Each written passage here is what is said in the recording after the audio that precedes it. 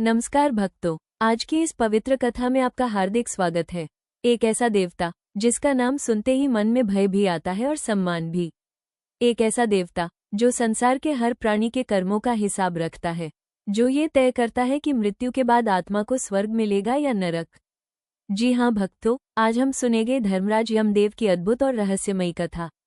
ये कथा केवल एक कहानी नहीं है, बल्कि यह हमें जीवन का सबसे बड़ा सत्य सिखाती है कि इस संसार में जो भी कर्म हम करते हैं उनका फल हमें अवश्य मिलता है। तो भक्तों, श्रद्धा से बैठ जाइए, अपने मन को शांत कर लीजिए और सुनिए धर्मराज यमदेव की पवित्र कथा। भक्तों, बहुत प्राचीन समय की बात है। सूर्य देव और संज्ञा देवी के घर एक पुत्र का जन्म हुआ।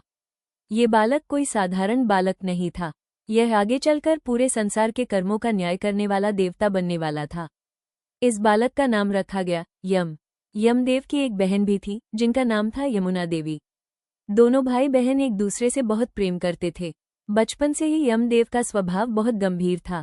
जहां दूसरे बच्चे खेल कूद में लगे रहते, वहीं यमदेव सत्य, धर्म और न्याय की बातें सोचते थे। उनके भीतर बचपन से ही न्याय करने की अद्भुत शक्ति और बुद्धि थी। भक्तों, जब संसार में मनुष्यों की संख्या बढ़ने लगी और लोग अच्छे और बुरे कर्म करने लगे, तब देवताओं के सामने एक बड़ी समस्या खड़ी हो गई। मृत्यु के बाद आत्माओं का न्याय कौन करेगा? कौन तय करेगा कि किसे स्वर्ग मिलेगा और किसे अपने पापों का फल भुगतना होगा?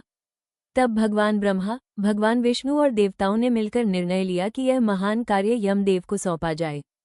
तभी से यमदेव को धर्मराज और मृत्यु का देवता बना दिया गया। उन्हें एक दिव्य लोक दिया गया जिसे हम यमलोक कहते हैं। भक्तों, यमराज का एक विशेष वाहन भी है, वो है भैंसा। यमराज काले भैंसे पर सवार होकर अपने दूतों के साथ संसार में आते हैं। उनके हाथ में एक दिव्य गदा और पाश, फंदा होता है। जब किसी मनुष्य की आयु पूरी हो जाती है तो यमदूत उसकी आत्मा को यमलोक लेकर जाते हैं। भक्तों, यमराज के दरबार में एक और महान देवता होते हैं। उनका नाम है चित्रगुप्त। चित्रगुप्त जी का कार्य है संसार के हर मनुष्य के कर्मों का पूरा लेखा जोखा रखना। मनुष्य ने जीवन में कितने अच्छे कर्म किए और कितने पाप किए, सब कुछ चित्रगुप्त जी के पास लिखा होता है। किसी से कुछ भी छिपा नहीं रहता। जब आत्मा यमलोक पहुंचती है तब चित्रगुप्त जी वो पूरा लेखा धर्मराज यम के सामने प्रस्तुत करते हैं और फिर धर्मराज पूरी निष्पक्षता से न्याय करते हैं। भक्तों, यमलोक में धर्मराज का दरबार बहुत विशाल और दिव्य होता है। वहां असंख्य आत्माएं अपने कर्मों का फल पाने के लिए आती हैं। धर्मराज के सामने कोई राजा नहीं होता, कोई गरीब नहीं होता, सभी केवल आत्माएं होती हैं और हर आत्मा को उसके कर्मों के अनुसार फल मिलता है। जिसने जीवन में सत्य, सेवा और धर्म का पालन किया होता है उसे स्वर्ग की प्राप्ति होती है, और जिसने पाप, अन्याय और दूसरों को कष्ट दिया होता है उसे अपने कर्मों का दंड भुगतना पड़ता है।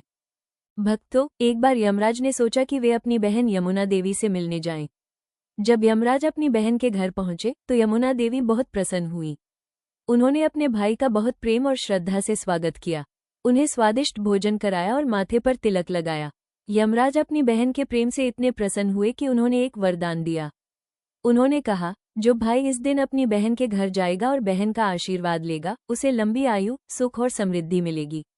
तभी से ये दिन यम द्वितीया या भाई दूज के रूप में मनाया जाता है। भक्तों, यमदेव की यह कथा हमें एक बहुत गहरा संदेश देती है।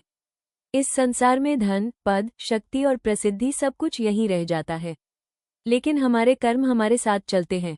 इसलिए हमें हमेशा सत्य बोलना चाहिए, दूसरों की सहायता करनी चाहिए और धर्म के मार्ग पर चलना चाहिए, क्योंकि अंत में धर्मराज का न्याय ही अंतिम सत्य होता है। भक्तों, अगर आपको धर्मराज यमदेव की यह पवित्र कथा पसंद आई हो तो इस वीडियो को लाइक जरूर करें। इस कथा को अपने परिवार, मित्रों और सभी भक्तों के साथ शेयर करें ताकि अधिक से अधिक लोग धर्म और कर्म का महत्व समझ सकें। और ऐसे ही भक्ति भरी कथाएं, प्रेरणादायक कहानियां और देवताओं की महिमा सुनने के लिए हमारे चैनल को सब्सक्राइब जरूर करें। अंत में बोलिए, धर्मराज यमदेव की जय। जय धर्मराज।